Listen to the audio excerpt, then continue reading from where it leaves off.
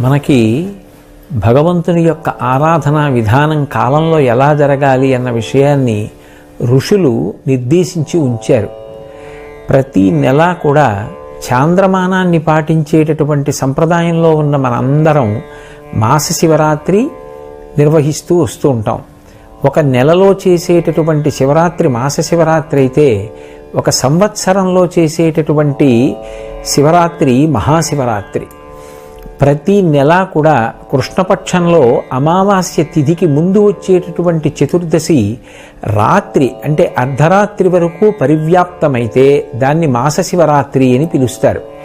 అదే ఒక్క మాఘమాసం దగ్గరికి వచ్చేటప్పటికి మాఘమాసంలో వచ్చేటటువంటి అమావాస్య తిథికి ముందు ఉండేటటువంటి చతుర్దశి అర్ధరాత్రి పరివ్యాప్తమైతే దానిని మహాశివరాత్రి అని పిలుస్తారు. ఇవి రెండు రాత్రి సంబంధంగా ఉంటాయి. కారణమేమి అంటే, రాత్రి అన్న మాట చీకటికి సంకేతం, అందున అర్ధరాత్రి అన్న మాట కటిక చీకటికి సంకేతం. అందుకే మీరు కొంచెం జాగ్రత్తగా గమనిస్తే సనాతన ధర్మంలో ఉపాసన అంతా కూడా రాత్రి పేరుతోనే ఉంటుంది. దేవీ నవరాత్రులు, వసంత నవరాత్రులు, గణపతి నవరాత్రులు, మహాశివరాత్రి, లేకపోతే ఏది చెప్పండి రాత్రిపూట ఉపాసన అంటాం. కానీ నిజానికి రాత్రి చేసే ఉపాసన ఏముండదు, పగటిపూటే భగవంతుణ్ణి ఆరాధన చేస్తాం. మరి ఈ రాత్రి శబ్దం ఎందుకు చేరినట్టు అంటే, రాత్రి అన్న మాటకు అర్థం చీకటి. చీకటి అంటే ఏ వస్తువు ఏదో తెలియనటువంటి స్థితి, అస్పష్టంగా ఉంటుంది. దొంగ ఏదో తెలియదు, దొంగ ఏదో తెలియదు. ఏది సత్యమో తెలియనప్పుడు భయము ఉత్పన్నమవుతుంది. భయము మృత్యువునకు పర్యాయపదం. ఎక్కడ భయం ఉందో అక్కడ మృత్యు ఉంటుంది. భయాతీతమైనటువంటి స్థితికి ఎప్పుడు ఎదుగుతాడో అప్పుడే మృత్యువుని దాటిపోయాడు, అమృతత్వాన్ని పొందాడు అని గుర్తు. ఎప్పుడు భయం పోతుంది అంటే, రెండవ వస్తువు లేదు అని తెలుసుకుంటే భయం పోతుంది. నేను కాక ఇంకొకటి ఉందనుకోండి, అది నన్ను ఏమైనా చేస్తుందేమోనన్న భయం ఎప్పుడూ ఉంటుంది. ఇవాళ బాగుంది కానీ ఏమో రేపు ఏం చేస్తుందో అని. కానీ ఉన్నది నేను ఒక్కటే, అసలు రెండవది లేదు అన్ననాడు భయపడడానికి అవకాశం ఏముంది? అది ఆ జ్ఞానముగా ఎరుకలోనికి రావాలి, అనుభవంగా రావాలి. దాన్ని అద్వైతానుభూతి అంటారు. రాత్రి అన్న మాట ఉపాసనలో అర్థం ఏమి అంటే, అజ్ఞానం పోయి జ్ఞానం కలగడం. అందుకే సంవత్సరం మొత్తం మీద అర్ధరాత్రి వేళ భగవంతుని యొక్క స్వరూపములు ఆవిర్భవించేటటువంటి తిథులు ప్రధానంగా రెండు వస్తాయి. ఒకటి శ్రావణ మాసంలో బహుళపక్షంలో అష్టమి తిథి నాటి అర్ధరాత్రి వేళ కృష్ణ భగవానుడి యొక్క అవతార స్వీకారం. ఎందుకు ఆయన శ్రావణ మాసంలో బహుళపక్షంలో అష్టమి నాటి అర్ధరాత్రే పుట్టాలి అంటే, శ్రావణ మాసం దక్షిణాయనంలో వస్తుంది. దక్షిణాయనం దేవతలకందరికీ కూడా రాత్రి. అలాగే బహుళపక్షం పితృదేవతలకందరికీ రాత్రి. శ్రావణమాసం నల్లటి మబ్బులతో ఉంటుంది కాబట్టి ప్రకృతిపరంగా రాత్రి. అర్ధరాత్రి కాబట్టి అందరికీ రాత్రి, మనుష్య ప్రపంచానికి. ఇంతమందికి రాత్రి, ప్రత్యేకించి అర్ధరాత్రి. ఆ అజ్ఞానావస్థలో సమస్త లోకములు ఉన్నప్పుడు ప్రస్థానత్రయంలో ఒకటైనటువంటి భగవద్గీతని తాను జగద్గురువై అందించి జ్ఞానబోధ చెయ్యడానికి వెలుగుల ముద్దగా ఆయన జగద్గురువుగా అర్ధరాత్రి వేళ ఆవిర్భవించాడు. అక్కడ నుంచి మళ్ళీ ఖచ్చితంగా 6 నెలలు లెక్క పెట్టండి. శ్రావణమాసం బహుళపక్షంలో కృష్ణాష్టమి వస్తుంది. శ్రావణమాసం తర్వాత శ్రావణము, భాద్రపదము, ఆశ్వీజము, కార్తీకము, మార్గశీర్షము, పుష్యము, మాఘము, 6 నెలలు. మళ్ళీ 6 నెలలు వచ్చేటప్పటికి బహుళపక్షంలో అమావాస్య తిథికి ఉండేటటువంటి చతుర్దశి అర్ధరాత్రి వేళ లింగోద్భవం అవుతుంది, జ్యోతిర్లింగం పుడుతుంది. ఈ జ్యోతిర్లింగం పుట్టినటువంటి కాలాన్ని మహాశివరాత్రి అని పిలుస్తారు. జాగ్రత్తగా పరిశీలనం చేస్తే శ్రావణ మాసంలో వచ్చిన కృష్ణాష్టమి నాడు కరచరణాదులతో వచ్చాడు. 6 నెలల తర్వాత కరచరణాదులు లేవు, కానీ రూపం లేకుండా మాత్రం లేదు, లింగ రూపం ఉంది. అందుకే అరూప రూపి అంటారు. రూపం ఉందా? ఓ రూపం ఉంది. కాళ్ళు చేతులు ఉన్నాయా? లేవు. కాబట్టి అరూపరూపి లింగస్వరూపం. 6 నెలల తర్వాత శ్రావణ మాసం నుంచి లెక్క పెట్టినప్పుడు ఈ మాఘమాసంలో బహుళపక్షంలో చతుర్దశి అర్ధరాత్రి పరివ్యాప్తమై ఉండగా మహాశివరాత్రి నాడు ఈ లింగోద్భవం అయింది. అది జ్యోతిర్లింగం. దాని గురించి వేదం అంది, ఆ పాతాళ నభస్థలాంత భువన బ్రహ్మాండమా విస్ఫురత్ జ్యోతిస్ఫాటిక లింగమౌళి విలసత్పూర్ణేందువంతామృతై అస్తోకాప్లుతమేకమీశమనిశం రుద్రానువాకాన్ జపం ధ్యాయేత్ ఈప్సిత సిద్ధయే ధ్రువపదం విప్రోభిషించేచ్చివం అంది. ఈ జ్యోతిర్లింగం పాతాళం కన్నా అడుక్కి, అంతరిక్షం కన్నా పైకి పరివ్యాప్తమైంది. దాని యొక్క అడుగు తెలుసుకోవడం కుదరదు, దాని పైన తెలుసుకోవడం కుదరదు. అది అంతటా నిండిపోయింది. అది జ్యోతిస్వరూపంగా వచ్చింది. మనం జ్యోతిర్లింగాలు అంటాం. అక్కడికి వెడితే దీపం ఏం కనపడదు. కానీ మరి ఆ లింగం జ్యోతిర్లింగం అంటే అర్ధరాత్రి వేళ పుట్టింది కాబట్టి చీకటిని పోగొడుతుంది. మనకి బాగా మీరు పరిశీలించి చూస్తే బాగా చీకటిగా ఉన్నప్పుడు ఏ వస్తువు తెలియదు. కానీ దూరంగానైనా సరే ఒక దీపం వెలుగుతోందనుకోండి, కన్ను వెంటనే ఆ దీపం వైపుకి ఆకర్షితమవుతుంది.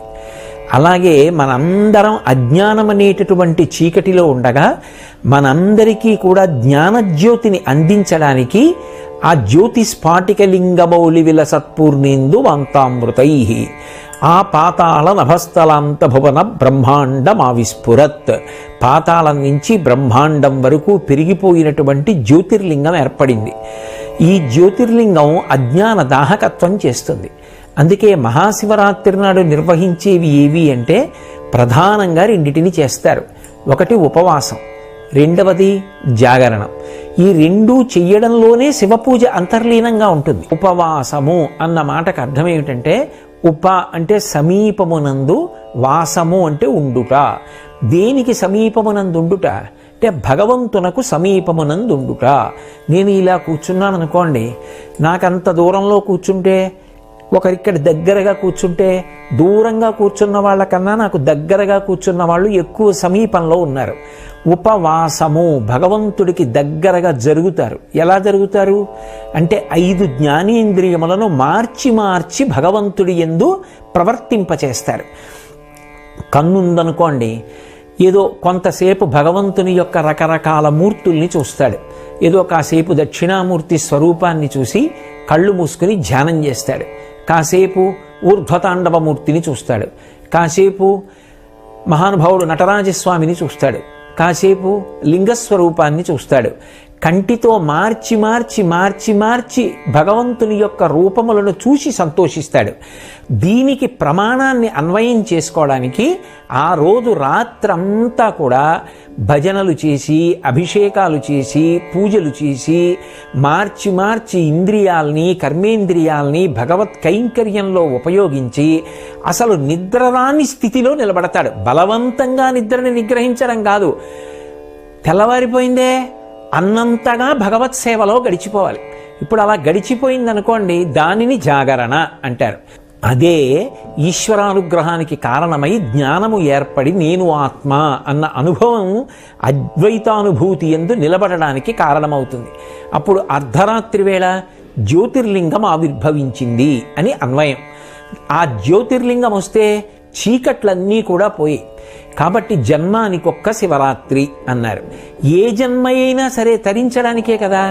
అయినప్పుడు జన్మంలో ఏదో ఒక్క శివరాత్రి అయినా మహాశివరాత్రిని చేయకపోతే ఎలా తరిస్తావు? అసలు మహాశివరాత్రి నాడు ఉపవాసం చెయ్యండి, మహాశివరాత్రి నాడు జాగరణ చెయ్యండి. ఈ 2 మాటలకి అర్థం అది. ఇప్పుడు ఈ 2 చేసేటప్పుడు ఎవరికి ఎంత శక్తి ఉన్నదో అంత శక్తితోనే భక్తి ముడిపడుతుంది. మహాశివరాత్రి పరమ పుణ్యప్రదమైన కాలం. ఒక్కొక్క కాలమునందు ఒక్కొక్క రకంగా ఈశ్వరానుగ్రహం వెదజల్లబడుతుంటుంది. మహాశివరాత్రి నాడు చేసేటటువంటి ఉపాసన కొన్ని కోట్ల జన్మలకి సరిపడగలిగినంత అనుగ్రహాన్ని ఈశ్వరుడు వెదజల్లేటటువంటి కాలం. ఏదో రైతు వర్షం పడేటటువంటి కాలమునందు విత్తనం వేసినట్టుగా ఉపాసనకి కూడా దేశకాలములు కలిసి రావాలి. ఉపాసనలో మహాశివరాత్రి కాలము పరిపూర్ణమైనటువంటి శివానుగ్రహాన్ని పొంది ఉండేటటువంటి కాలం. ఏమి మధ్యాహ్నం 3 గంటలకు ఎందుకు పూజ చేయరు? తెల్లవారుజామున బ్రాహ్మీ ముహూర్తంలో ఎందుకు పూజ చేస్తాం? బ్రాహ్మీ ముహూర్త సమయంలో అమ్మవారి యొక్క అనుగ్రహ తరంగములు వాతావరణం అంతా నిండి ఉంటాయి. ఆ సమయంలో ధ్యానం చేసినా పూజ చేసినా మనసు సాత్వికంగా నిలబడుతుంది. అందుకని తెల్లవారుజాము కాలం పూజకి నిర్దేశింపబడింది. అలాగే మహాశివరాత్రి ఒక సంవత్సరాన్నంతటినీ కూడా ఒక రోజుగా ప్రమాణంలో తీసుకుంటే అత్యంత పరిపుష్టమైన దైవానుగ్రహాన్ని వెదజల్లేటటువంటి కాలం. అంత గొప్ప కాలం కాబట్టి ఆ కాలాన్ని దుర్వినియోగం చేసుకోకుండా ఎవరు శివానుగ్రహం పొందడానికి ప్రయత్నిస్తారో వాళ్ళందరూ కూడా ఈశ్వర కృపకు పాత్రులవుతారు. ఎవరెవరి శక్తిని అనుసరించి ఏం చేస్తారో దాన్ని ఈశ్వరుడు పూర్ణత్వాన్నిచ్చి అనుగ్రహించేటటువంటి కాలం. లోపల ఉండవలసినది ఆ భక్తి. ఆయన ఈ లోకాన్ని నడుపుతున్నాడు. రాత్రింబవళ్ళ ఆయన వల్ల ఏర్పడుతున్నాయి. ఈ భూమి ఆయన వల్ల తిరుగుతోంది. ఋతుచక్రం ఆయన వల్ల తిరుగుతోంది. ఇన్ని ప్రాణులు ఆయన అనుగ్రహంతో పుడుతున్నాయి. ఇన్ని ప్రాణుల్ని మళ్ళీ ఆయనే భూమిలో కలుపుతున్నాడు. ఇన్ని పంటలు ఆయన వల్ల పండుతున్నాయి. ఇన్ని నీళ్లు ఆయన వల్ల వస్తున్నాయి. అది తెలిసి బ్రతకడం భక్తి. ఆ భక్తికి విత్తనం వేసి అది అంకురంగా పైకి రావడానికి యోగ్యమైనటువంటి కాలం మహాశివరాత్రి కాలం. అందుకే దాన్ని దుర్వినియోగం చేసుకోకూడదు. జన్మానికి ఒక్క శివరాత్రి అన్న మాటలో హెచ్చరిక ఏమిటంటే, రే ఇంత పరమపుణ్యప్రదమైన కాలాన్ని పాడు చేసుకోకు. 364 రోజులు నీ భార్య బిడ్డల కోసం పరిశ్రమించావు, శాస్త్రం తప్పనలేదు. కానీ నీ కుటుంబంలో ఇంకొకడు కూడా ఉన్నాడు, జీవుడు. వాడు నీలో ఉన్న జీవుడు. ఇవాళ నీ భార్యకి భర్తవి, నీ బిడ్డలకి తండ్రివి. కానీ ఈ జీవుడు ఈ శరీరాన్ని విడిచిపెడితే ఇంకొక శరీరంలో కెడతాడు. అప్పుడు కూడా భార్యాబిడ్డల్ని పోషించుకోవాలిగా. పోషించుకోవాలంటే ధనం కావాలిగా. ధనం పుణ్యం మీద ఆధారపడిందిగా. ఆ పుణ్యానికి పరిపుష్టమైన కాలము మహాశివరాత్రి. బాహ్యంలో శివానుగ్రహం చేత అందరూ సంతోషంగా ఉండాలన్నా, లోపల జ్ఞానము పండాలన్నా, మోక్షం పొందాలన్నా అన్నిటికీ యోగ్యమైన కాలం ఏది అంటే మహాశివరాత్రి. దాన్ని లౌకికానికి వాడకు. ఆ ఒక్కరోజు నీ కొరకు అని వాడుకో. ఆ పుణ్యం అనుషంగికంగా నిన్ను నీ వాళ్ళని కూడా కాపాడుతుంది. లోకమునకు శాంతినిస్తుంది. అందరూ సంతోషంగా ఉండడానికి జగత పితరవు వందే పార్వతీ పరమేశ్వరవు అంటాడు మహాకవి కాళిదాసు. జగత్తుకే తల్లిదండ్రులైనటువంటి పార్వతీ పరమేశ్వరులలో శంకరుడు లోకమునకు జ్ఞానం ఇవ్వడానికి జ్యోతిర్లింగంగా ఆవిర్భవించినటువంటి పరమోత్కృష్టమైన తిథి. అందరం భక్తి ప్రపత్తులతో శివారాధన చేసి బాహ్యమునందు అందరం సుభిక్షంగా ఉండి ఆంతరమునందు జ్ఞానకటాక్షాన్ని పొంది పరమశివానుగ్రహం చేత అందరం ప్రశాంతంగా హాయిగా సంతోషంగా ఉండేటటువంటి కాలం ఏర్పడాలని అందరి పనుపున నేను ఆ పార్వతీ పరమేశ్వరుల పాదార విందములకు సాంజలిబంధకంగా నమస్కరిస్తూ ఈ మహాశివరాత్రి అందరికీ కూడా పరమయోగ్యమైన కాలం అయ్యేటట్టుదిగా చెయ్యమని వేరొక్కసారి శంకరుణ్ణి ప్రార్థన చేస్తూ